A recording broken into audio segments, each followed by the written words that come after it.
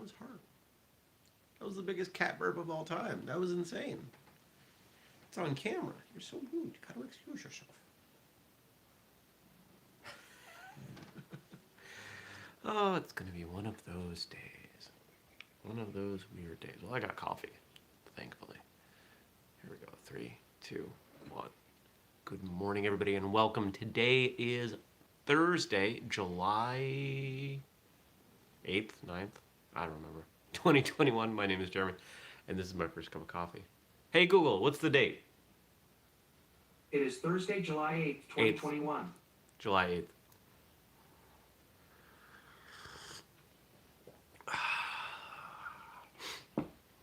Have you ever been on your way to bed and you've got a problem stuck in the back of your head and you have an epiphany and you solve it? And has that problem ever been the development of a new form? Well, I had that happen last night. I was on my way to bed and for some reason was inspired to work on the mobility form that will be part of the flexibility program that we are rolling out. I think you all know that that's going on. If somebody doesn't know, we're working on a program for martial artists for flexibility. And part of it is a form, like a kata or a pumse. I really got to learn like the Chinese word for form, because I try to be style agnostic, as you all know. And I started to do it and ended up with some of the best changes I've had. Made it more enjoyable, made it more presentable. Not that I imagine anybody's going to do this in a competition. But with what I came up with last night, I wouldn't win, but I wouldn't be last in the division. I will tell you that. Holy cow. And it's all effective.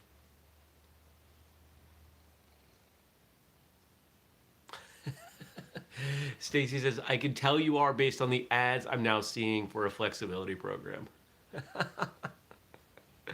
Yeah, I get a bunch of them too. Do you get that one that's got like 5,000 comments? It's a guy in a red shirt doing a split. And a lot of the comments seem suspect. Do you get that one? That one sketches me out a little bit. So I went through it, and I went through it like bizarrely intensely for 9:30 at night. I don't know, I was just feeling it. And got really excited and took the tripod and extended the legs and put my phone on and went to record it, and then my phone started being weird and it took like 6 takes, but I got it.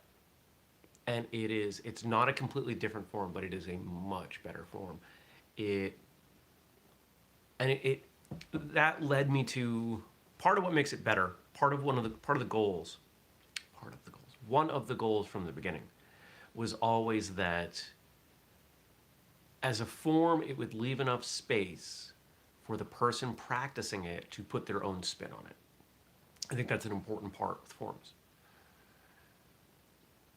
I think we did a whole episode on the idea that the progress in forms is actually between the moves. It's that space between movements that's so critical. And interestingly enough, it's the space between movements that really, I feel like there's even more latitude with this than most forms. So I'm pumped. I'm pumped to dial it in and share it with people and see what they do with it. Because there are ways that you can scale it as you get better, more flexible, more mobile, because that's really the goal of the program, is mobility, not flexibility. What's the difference? You'll see when you read it. I worked on that a bunch yesterday. Added the footnotes in correctly, because they were just links in line with the text, but it has proper footnotes now. And at some point I've got to put all the footnotes into a reference section at the end, but it's coming along. My goal is that the draft is ready to give to people for a critique by the end of the day tomorrow, which means I got a bunch of work to do. So that's that. What else is that? That's a cat.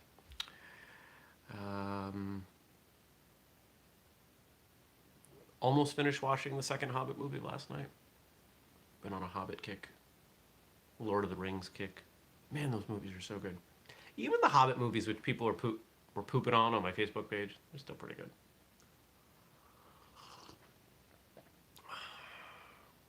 I turned it off. We're at the end where Smog is being Smog. What happened yesterday? What did I do? It was Wednesday. I did a bunch of work. Did some client work. Went to the gym. Bought cat food. Dropped off some pants to get hemmed. Do you get your uniforms hemmed? I haven't in a while because I haven't bought a new uniform. But if you don't, I'll tell you what. One of the things I've learned, so I'm broad-shouldered, strong legs, not super tall. I don't have long legs or long arms. Most uniforms, I would be a 3 in terms of length, but a 4 in terms of breadth. Stacy understands. Stacy's in the same boat. Length and width don't jive for us. So you take it, measure it, you get it hemmed. It's like the best $20 you can spend on a uniform. It's awesome. Completely changes it. And you go to class or competition, people are like, man, that thing looks so good on you. Yeah, because it fits. See how you're stepping on it and there's a hole in the back? Come on. I was thinking the other day, maybe I should get, because these pants I had to drop off. I carried them around in the car for 3 weeks before I finally dropped them off. I didn't get them hemmed at all last summer. They're linen pants. They're just these summer pants, very light. And they're 4.5 inches too long.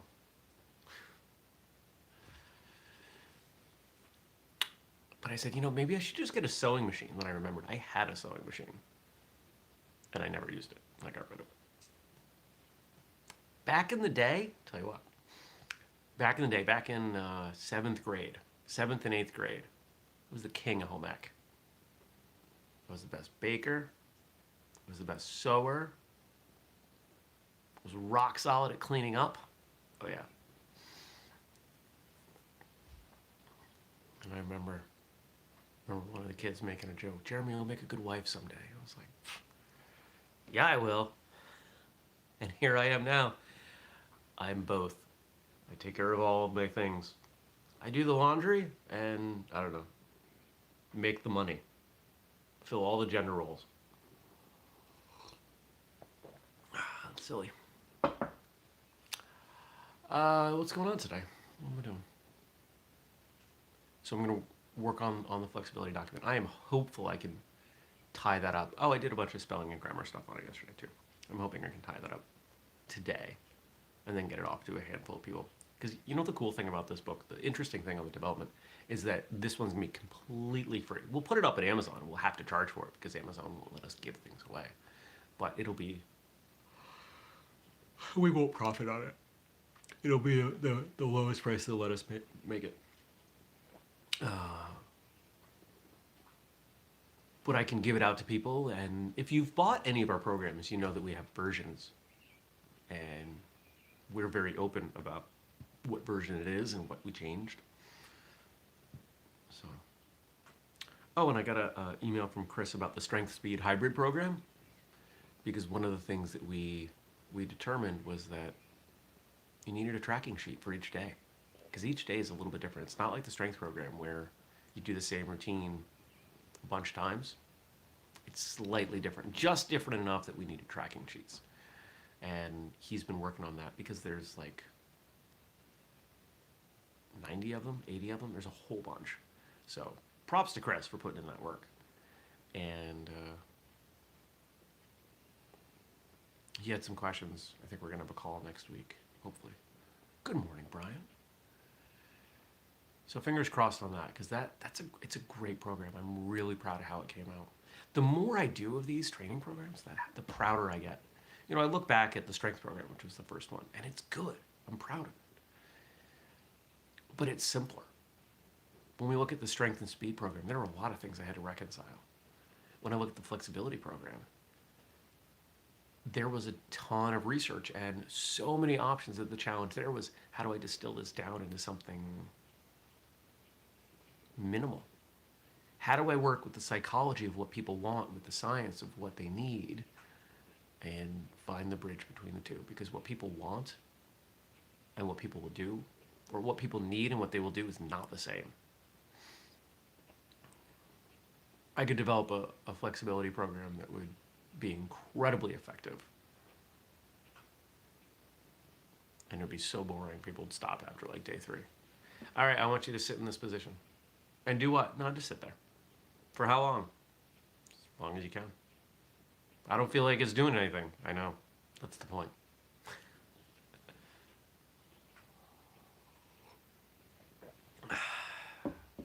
You want to? Here's a great example.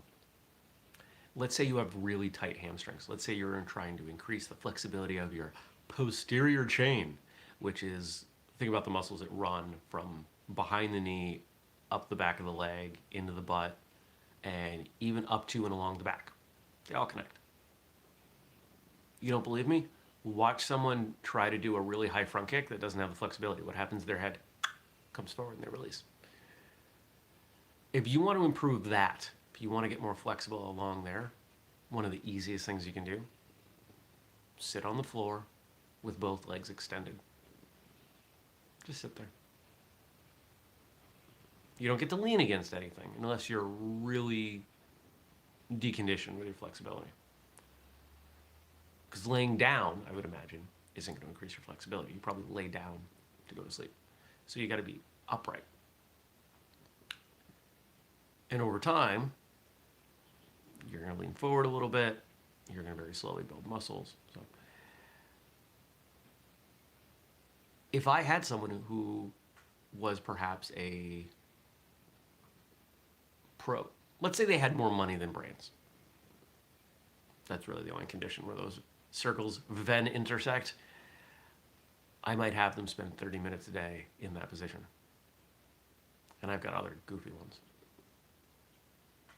Nobody's going to want to do that. That'd be boring. What else am I doing? I got to go see a client. Client called yesterday. Client friend. A lot of my clients are friends. This is a client friend. I've tried to hybrid those, create a contraction for those words, and I can't find it. Friant? Just doesn't sound. It sounds like you're frying an ant. A friant? Throwing bugs on a barbecue. I slept well. I feel silly today. There's a lot of rain going on. That's the main thing. Oh, fuzz! Look at all these mats. Oh. Okay. Well, I feel like I'm rambling now. So let's see what you guys gave me to talk about. You know, it's ridiculous. Maybe not ridiculous. Client. Brian says client. Which I think would get shortened a bit to cleaned. I gotta go see one of my cleanse. But that sounds like cleanse as in like cleaning. Yeah, see, it's not.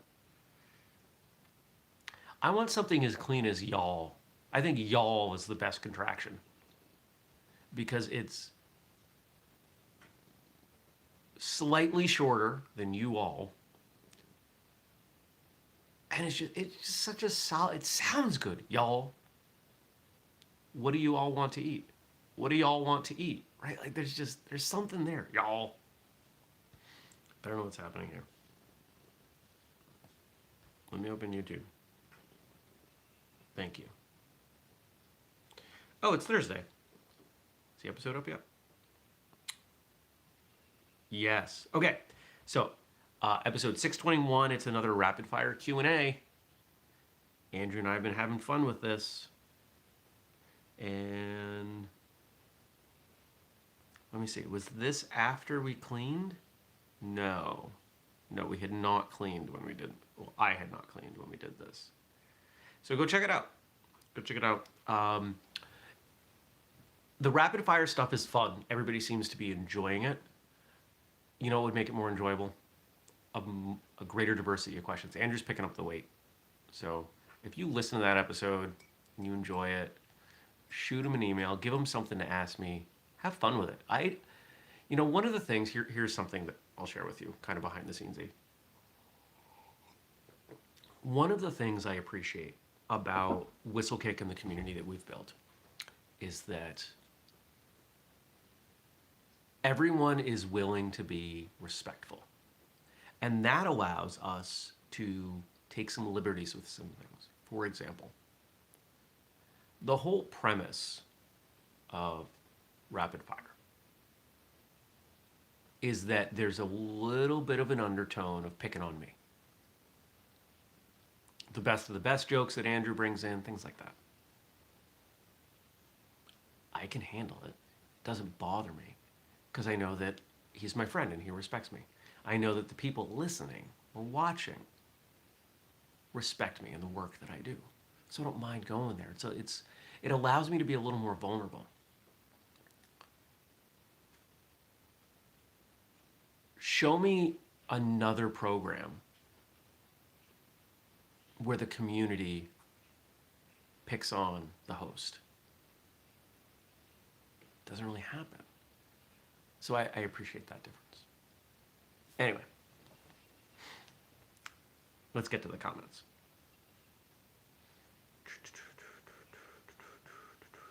Come on. Come on. There we go.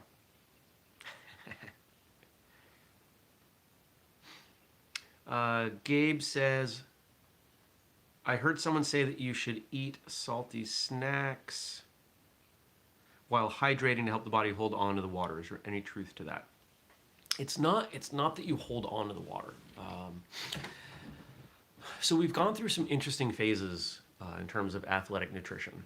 If you go back to like the 70s and the 80s, coaches were giving players salt tablets. And then all this science came out and it was like, salt is so bad for you because there was all this fraudulent research around processed food that also happened to have salt in it. And they're like, oh, it must be the salt that's killing people. It wasn't the salt. And so we pulled back from salt. And, we went through this phase. Your grandparents, if you're roughly my age, were probably deep into this. I got to cut back my salt intake. Salt is an immensely important, I don't know if we can call it a nutrient, mineral. Salt is a mineral.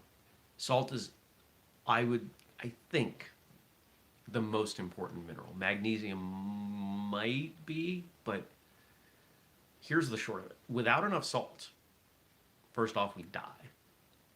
With inadequate salt, things just don't work right. When we are exercising, we're sweating. You ever lick your sweat? It's salty.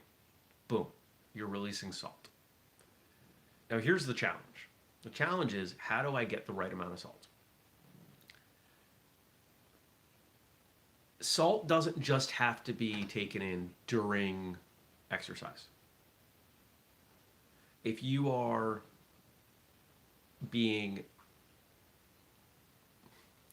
if you're someone who's going to engage in shorter term athletic pursuits, let's say like an hour or less, you can get enough salt from just your food. Putting salt on your food. Eating salty foods. And the reason I'm hesitating to say salty foods is that there are really no salty foods in nature. There is salt in food, but when you talk about salty foods, you're talking about like crackers. There's a lot of salt in there, but there's also a lot of other junk. Can you get too much salt eating processed food? Yes. Can you get too much salt eating natural food? It's really hard. So I would say, yes, that is one way to do it. I prefer to use, the salt's not the only thing. Stacy says celery salt. My understanding is celery salt is celery seed and salt in one shaker. Salt is involved in a lot of biological processes. If you go back to the early days of shipping, a lot of the spice traders, right? What were they moving around? It was a lot of salt. They were moving salt. If you look at, was it back in Roman era, they were paid in salt. Salt is valuable because we need it to live. We understand that. And we understand that it increases performance. We're actually kind of going through this renaissance right now with salt.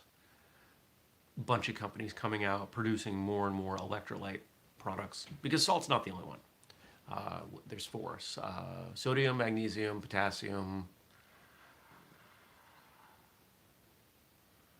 zinc. I don't remember. I think there's four. Anyway, salt is one that we tend to, depending on our diet and our lifestyle, we either tend to have a lot of or not enough of. If you want to make your own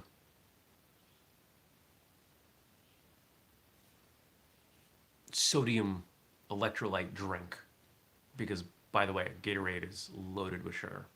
It does have the electrolytes, but it has too much sugar. It's junk. You can either buy something.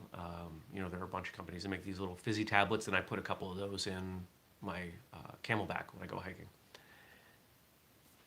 There's salt in this coffee. I've talked about that. The first glass of water I have when I wake up has a couple teaspoons of a sodium solution. It tastes good. If you were going out for a long enough run that you're bringing water, you should probably be putting some electrolytes in there, and sodium should be one of them.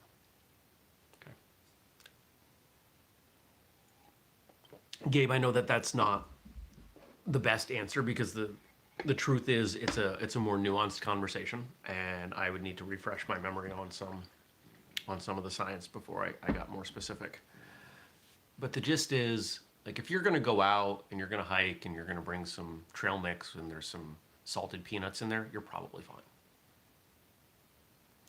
If you're going to eat that trail mix all day, every day, you're probably going to end up with too much sodium, but you're going to end up with too much omega-6 and rancid vegetable oil as well, and that's a far bigger concern. If you want to do an experiment, but Jeremy, you can't, you can have too much salt. Okay, here's what I want you to do. I want you to take a tablespoon of salt, a tablespoon. It's not so much it's going to kill you. I want you to put it in a glass of water. I want you to stir it up really well, and then I want you to drink it. And then I want you to start walking to the bathroom, because there's a very good chance that you're going to need it very quickly. Your body knows, hey, this is too much. I can't process this. I got to get rid of it. How do I know? Because I did it.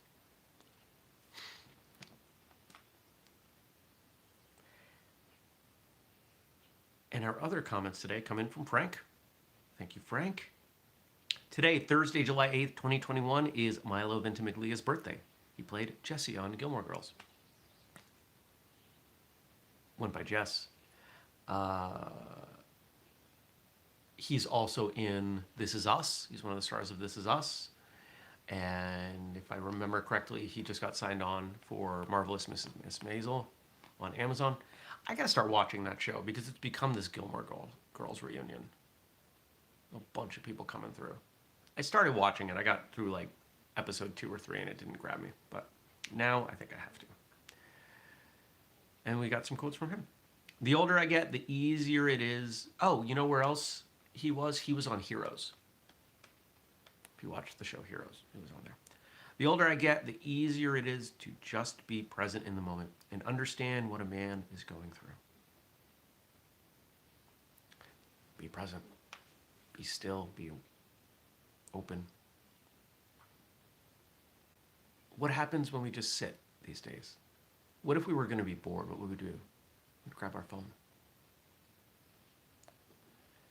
There's something to being bored. There's something to having the time and the space for your mind to work things out.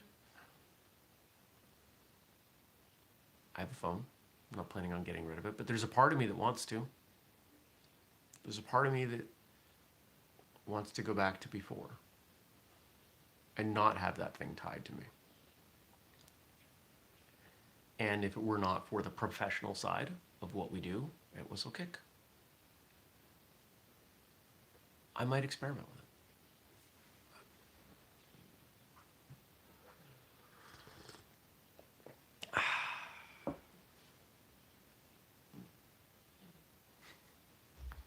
Here's a cat. Can you hear her grunting? She's being adorable. Next. And you know what? Let's hook that back to martial arts. I talked about forms at the top. You can't do a form without being present. Free form movement, sparring, self-defense, whatever it is. You can't do it well without being present. Go spar someone of skill and then go think and try to think about something else. You're going to get punched in the face.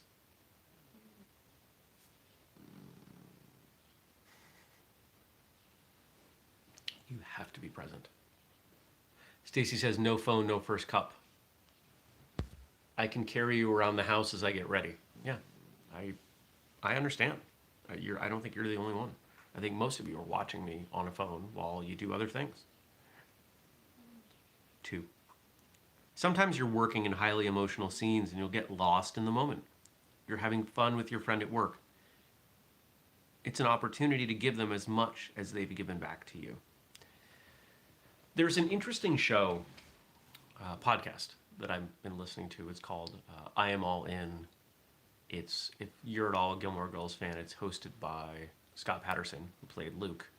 And he's been bringing on people who've been involved in the show. Actors, writers, etc.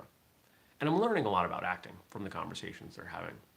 And this idea of giving something back. One of the things I don't think I realized about acting was how much the relationship between the actors mattered. I naively assumed, hey, you're doing your job, you're going to be really good at putting aside the fact that you had an argument with this person yesterday. No, their relationships really matter a lot. I found that fascinating. And you can say the same thing about martial arts.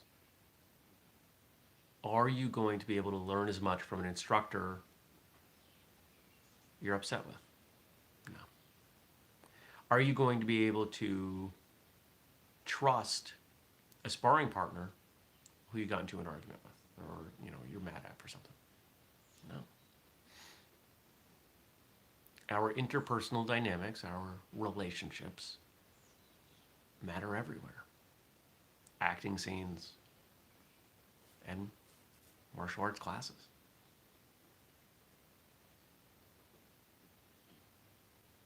I think I want to try acting. I do. I have no idea if I'd be any good at it, but I think I want to try it. I don't know how to do that.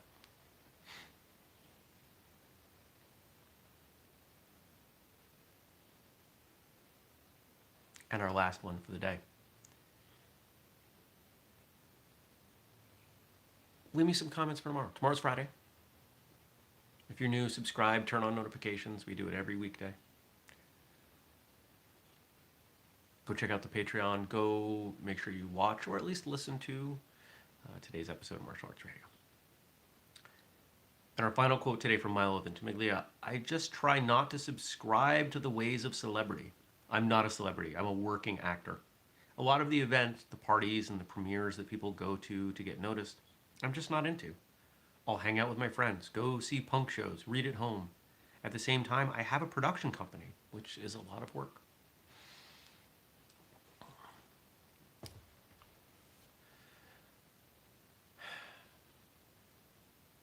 There seem to be 2 reasons to embrace being a celebrity, the way I hear people talk about it.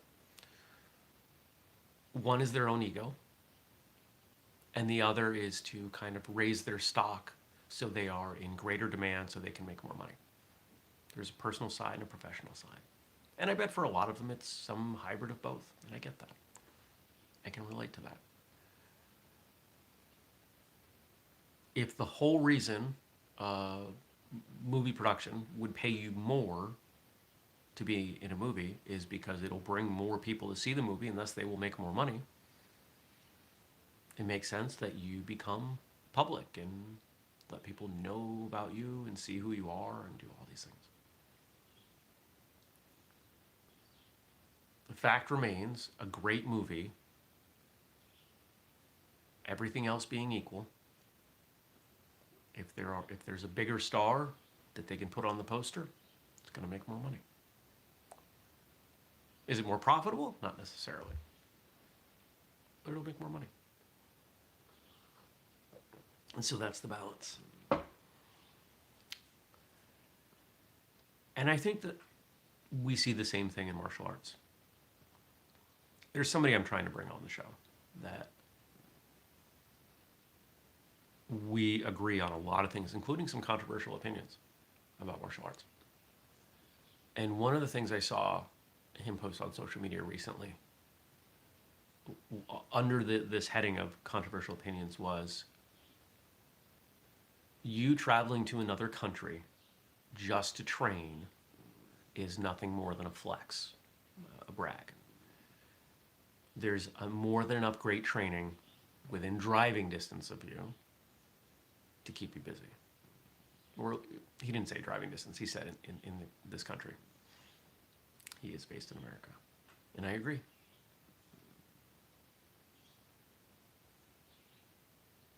Doesn't mean there aren't other reasons.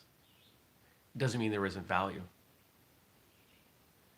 And I know of some people who are so far up in their game that, yeah, they've got to travel to develop, to progress in their art because, you know,